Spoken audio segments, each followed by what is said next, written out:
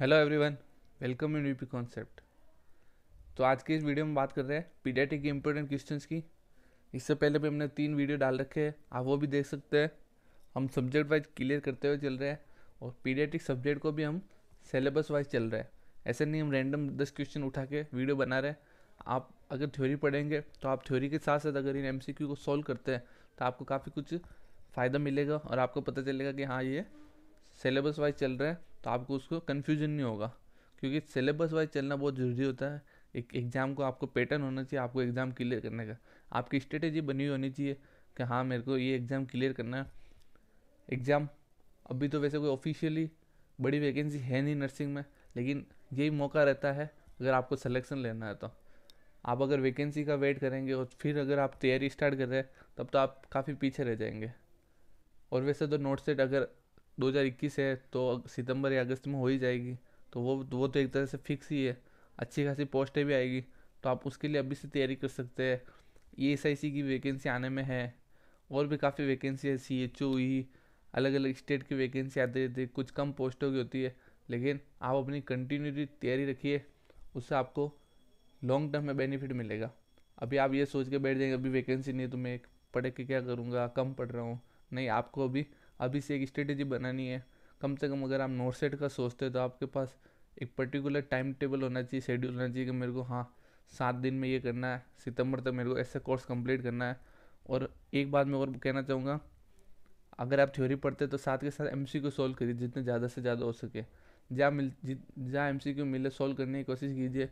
खूब सारे किताबें हैं, ऑनलाइन पे वीडियो है यूट्यूब पर। तो इससे क्या होता है, अगर आप MCQ सॉल्व करना सीख जाते हैं तो आपको एग्ज़ाम में काफ़ी बेनिफिट मिलता है। क्योंकि काफ़ी student negative marking, main factor यही रहता है सिलेक्शन वाले में, जिनका सिलेक्शन नहीं होता है नेगेटिव मार्किंग का। लोग क्वेश्चन अटेम्प्ट करने का तरीका नहीं आता है। जो क्वेश्चन छोड़ना होता है उसको अटेम्प्ट कर देते हैं, आता है या फिर थोड़ा सा रिस्क लेना होता है लोग उनको छोड़ देते हैं, जो नहीं आता उसको अटेम्प्ट करके आ जाते हैं स्टूडेंट। काफ़ी स्टूडेंट में यही दिक्कत रहती है। थ्योरी तो उनकी काफ़ी अच्छी होती है, लेकिन पेपर सोल्व देना या नहीं आता है, उससे काफ़ी कुछ फ़र्क पड़ जाता है एग्ज़ाम में। तो मेरा कहने का यही है, आप ज़्यादा से ज़्यादा MCQ सोल्व कीजिए और थ्योरी को बार बार रिवाइज कीजिए। दो ही फैक्टर है, कोई तीसरा फैक्टर नहीं है। कोई ऐसा नहीं है कि ये पढ़ लूँगा एग्ज़ाम क्लियर हो जाएगा। पर्टिकुलर सिलेबस है, उसको आप बार बार पढ़िए।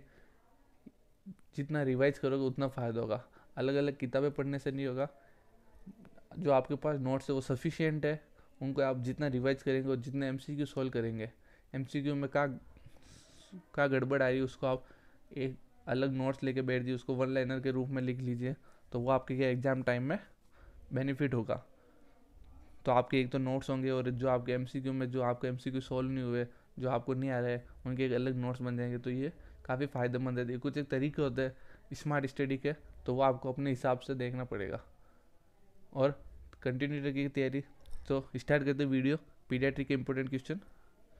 तो question number 1, in normal vaginal delivery breast feeding should be start. तो क्वेश्चन पूछा गया कि एक लेडी के नॉर्मल वेजाइनल डिलीवरी हुई है, नॉर्मल, ठीक है, सिजेरियन नहीं है, तो normal vaginal delivery breast feeding newborn को कब स्टार्ट करनी है, कितने टाइम में। ऑप्शन है as soon as possible, option B within 1 hour, option C within 2 hour and option D after 3 to 4 hour. तो इसमें आपको बताना है कि नॉर्मल वेजाइनल डिलीवरी में ब्रेस्ट फीडिंग कब स्टार्ट करनी है। तो आप अपना आंसर लिख लीजिए। इसका राइट आंसर हो जाएगा option A, as soon as possible. अगर आपके ऑप्शन में आ जाता within 30 minute, within 30 minute, और ये भी ऑप्शन में था एज सुन एज पॉसिबल, तो भी प्रायोरिटी आंसर आपका जाता ऑप्शन ए। अगर आपके ऑप्शन में है एज सुन एज पॉसिबल तो हमेशा आपका सही आंसर यही रहेगा। अगर ये ऑप्शन में नहीं है तो विद इन 30 मिनट, अगर नॉर्मल वेजाइनल डिलीवरी है तो विद इन 30 मिनट में ब्रेस्ट फीडिंग स्टार्ट करें। और एक बात आ जाती है कि सीजेरियन डिलीवरी में, तो उसमें आपके राइट आंसर हो जाएगा आफ्टर 3 to 4 आवर। क्योंकि मदर होगी जो अनकॉन्शियस होगी सीजेरियन डिलीवरी में, इसलिए after 3 to 4 hour breast feeding start करवानी है। और नॉर्मल वेजाइनल डिलीवरी में एज सुन एज पॉसिबल या विद इन 30 मिनट, ठीक है।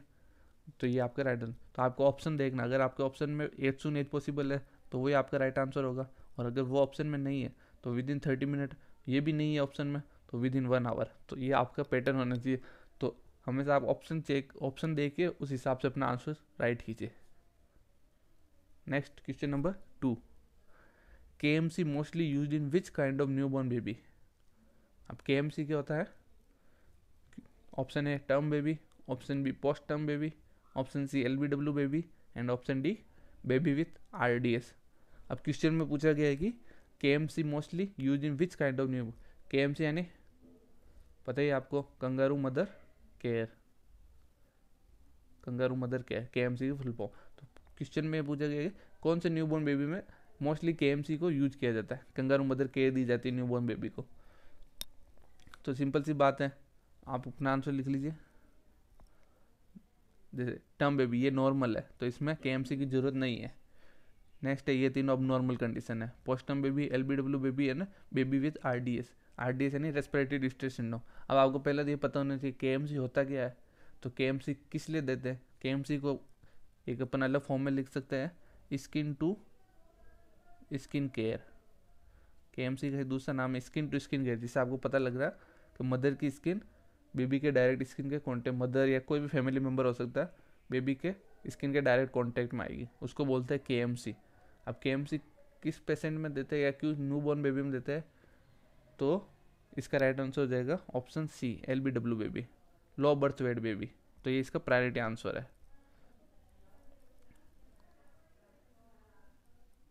LBW बेबी में KMC दी जाती है। अब LBW बेबी में क्यों देता है? क्योंकि लो बर्थ वेट बेबी होगा, लो बर्थ वेट बेबी यानी लेस देन 2.5 kg। अगर किसी न्यूबॉर्न बेबी का वेट लेस देन 2.5 kg है तो वो बेबी कौन सा है? LBW baby, low birth weight baby. Normal कितना होता है? 2.5 to 3.9 kg। तो ये आपको साथ ही साथ सब क्लियर करते हुए चलना है। तो मैं बात कर रहा था LBW बेबी की। LBW बेबी में KMC की ज़रूरत होती है। अब KMC क्या होता है? ये क्या करता है? Maintain body temperature, newborn baby का टेम्परेचर मेंटेन करता है।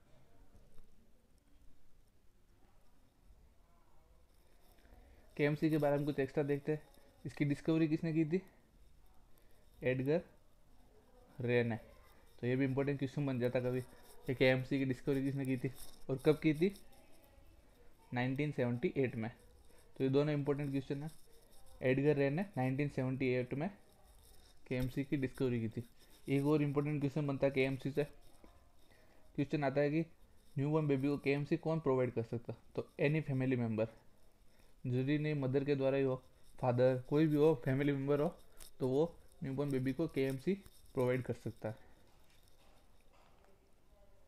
Next question number 3, a patient who is unconscious and you are on duty nursing officer, then which position is provided to patient. Question को पढ़ना आराम से। क्या बोला गया क्वेश्चन में? एक पेशेंट है जो कि अनकॉन्शियस है और आप नर्सिंग ऑफिसर और ऑन ड्यूटी, तो आप उस पेशेंट को कौन सी पोजीशन प्रोवाइड करोगे? तो आपको ध्यान रखना पेशेंट क्या अनकॉन्शियस है। ऑप्शन है supine position, option B side line position, option B ट्रेनलर position and option D semi Fowler position. तो आप अपना राइट आंसर लिख लीजिए। अनकॉन्शियस पेशेंट को आप कौन सी पोजीशन प्रोवाइड करेंगे? तो इसका सीधा सा आंसर है option B side line position. अब साइड लाइन पोजीशन क्यों देंगे? क्योंकि पेशेंट अनकॉन्शियस है तो जो उसके सिक्रेशन होंगे वो एक्सपायरेट नहीं हो जाए, इसके प्रिवेंशन, इसको बचाने के लिए हम पेशेंट को साइड लाइन पोजीशन देंगे, जिससे उसके जो भी सिक्रेशन होंगे वो बाहर निकल जाएंगे, ड्रूल हो जाएंगे, एक्सपायरेट नहीं होंगे तो वो लंग्स में एक्यूमुलेट नहीं होंगे, जिससे रेस्पिरेशन में दिक्कत नहीं होगी। तो इसलिए साइड लाइन पोजीशन देती है। तो आप किसी भी अगर MCQ सॉल्व करो तो उसके पीछे का रैशनल पता करो।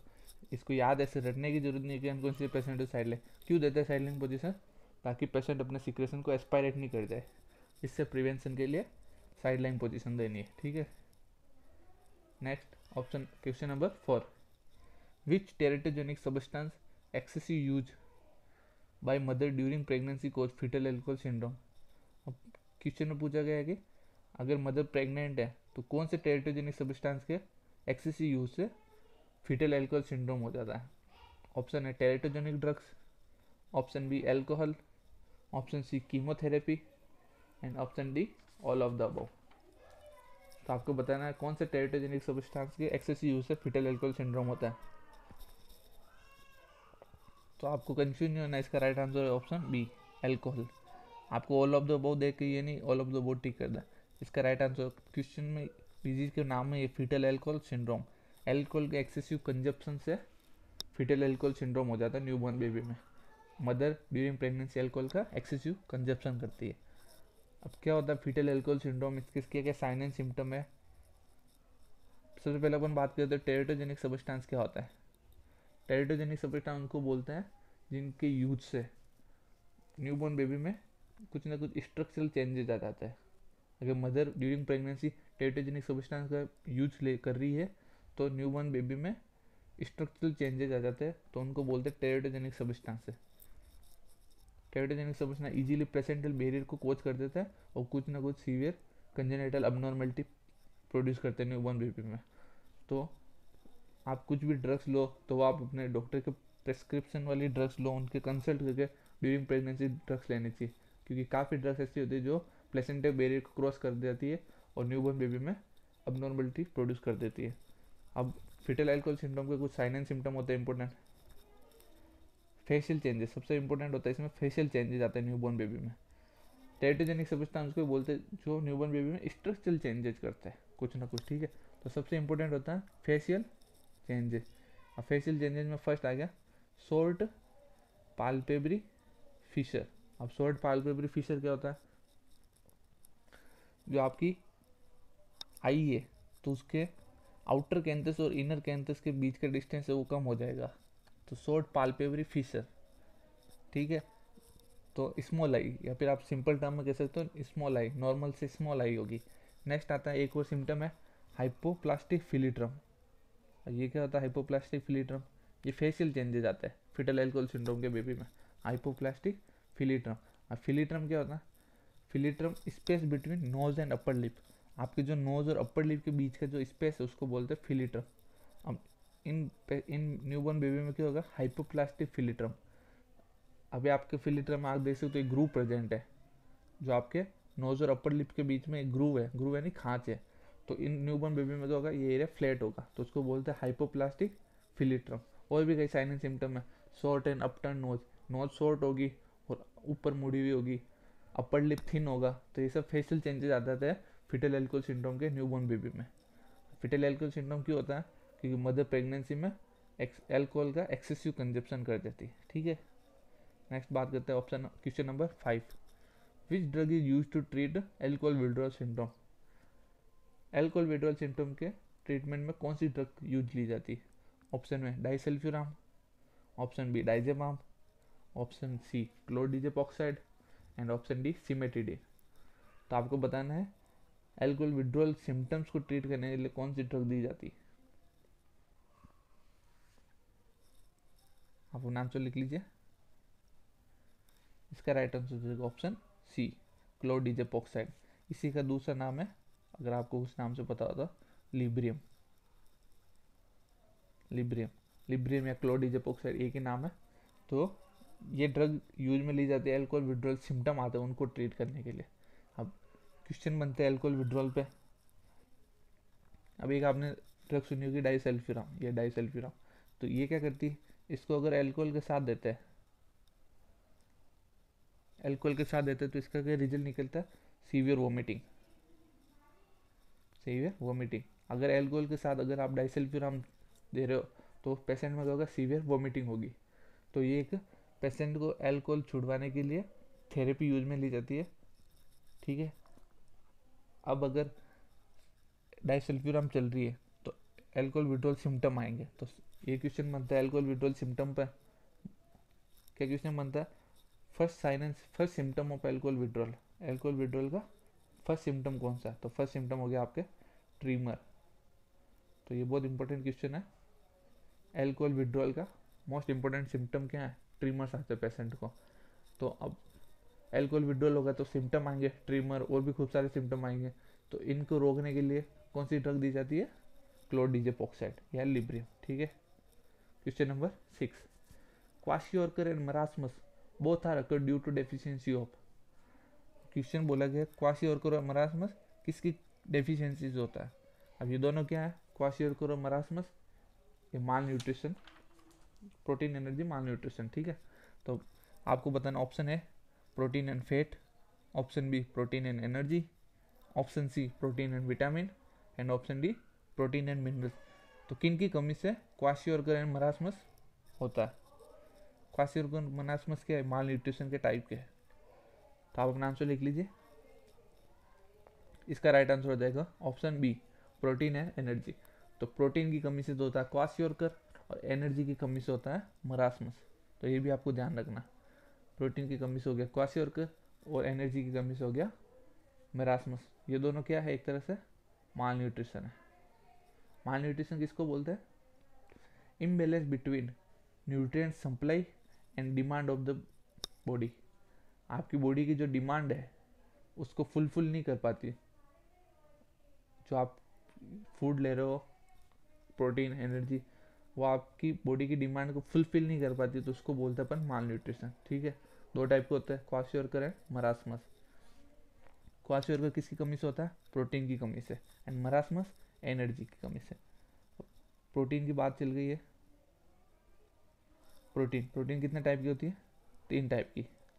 Most common albumin, second globulin and third हो गया फिब्रिनोजिन, ठीक है। 3 टाइप की प्रोटीन होती है। एल्बुमिन क्या काम करती है? Maintain osmotic pressure, osmotic pressure को मेंटेन करती है। ग्लोब्यूलिन की करती है एंटीबॉडी फॉर्मेशन में हेल्प करती है। फिब्रिनोजिन क्या करती है? क्लोटिंग में हेल्प करती है। तो ये तीनों ही प्रोटीन के टाइप है। नॉर्मल प्रोटीन कितनी होती है बॉडी में? 7.3 ग्राम पर DL, ठीक है। ये नॉर्मल प्रोटीन का लेवल होता है बॉडी में। Next question number 7, flag sign is the clinical feature of which disease. तो कौन सी डिजीज में फ्लैग साइन दिखाई देता है? और फ्लैग साइन क्या होता है ये आपको पता होना चाहिए। तो option A meconium aspiration syndrome, option B hypothermia, option C kwashiorkor and option D marasmus. तो फ्लैग साइन कौन सी डिजीज का क्लिनिकल फीचर है? तो आप अपना आंसर लिख लीजिए। इसका राइट आंसर हो जाएगा ऑप्शन सी क्वाशियोरकर।